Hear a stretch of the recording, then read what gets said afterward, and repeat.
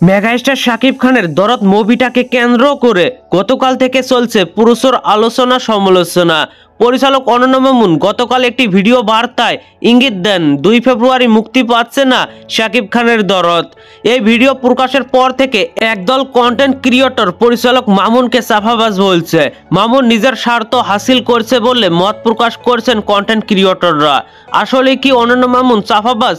আসলে কি অনন্য মামুন নিজের স্বার্থ হাসিলের জন্য শাকিবের নাম ব্যবহার করেছে?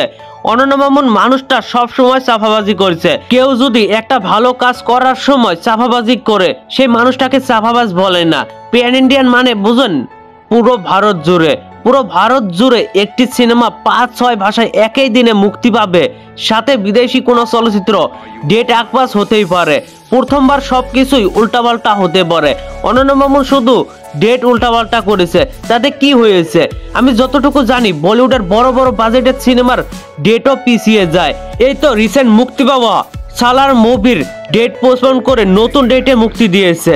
তাই বলে কি প্রসাদ নীল চাপাবাজি করছে? আমি শাকিবিয়ানদের দোষ দিচ্ছি না, কিছু কন্টেন্ট ক্রিয়েটর এমন ভাবে মামুনকে পচাচ্ছে ভাবতেই অবাক লাগে। না জানি অনন্য মামুন তাদের কি ক্ষতি করেছে।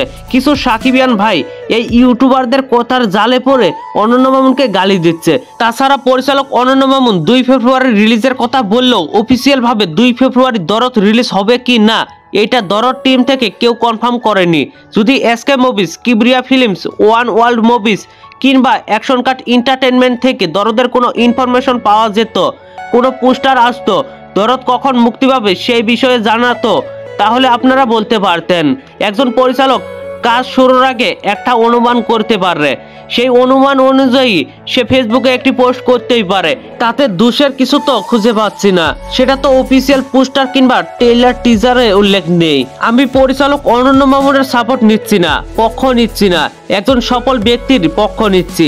যেখানে আমাদের দেশের অনেক বড় বড় ইন্ডাস্ট্রি সাহস পাচ্ছে না প্যান ইন্ডিয়ান চিন্তা ভাবনা করার, সেখানে অন্য একটা দেশের পরিচালক এত বড় চিন্তা ভাবনা করাটাই অনেক বেশি।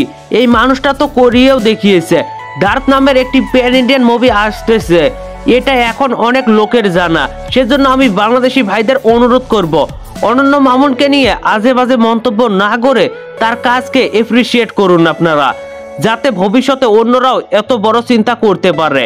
আই থিঙ্ক ফেব্রুয়ারি মাসের যে কোনো একটি সময়ে দরদ মুক্তি পাবে। শাকিব খান সোনাল চৌহানের নতুন কেমিস্ট্রি দেখার জন্য দর্শকরা অপেক্ষায়। তো বন্ধুরা, আমার কথাগুলোর সঙ্গে আপনারাও কি একমত? অবশ্যই নিচে থাকা কমেন্ট বক্সে জানাতে ভুলবেন না। আর ভিডিওটি ভালো লাগলে একটি লাইক দিয়ে বন্ধুদের মাঝে বেশি বেশি করে শেয়ার করুন।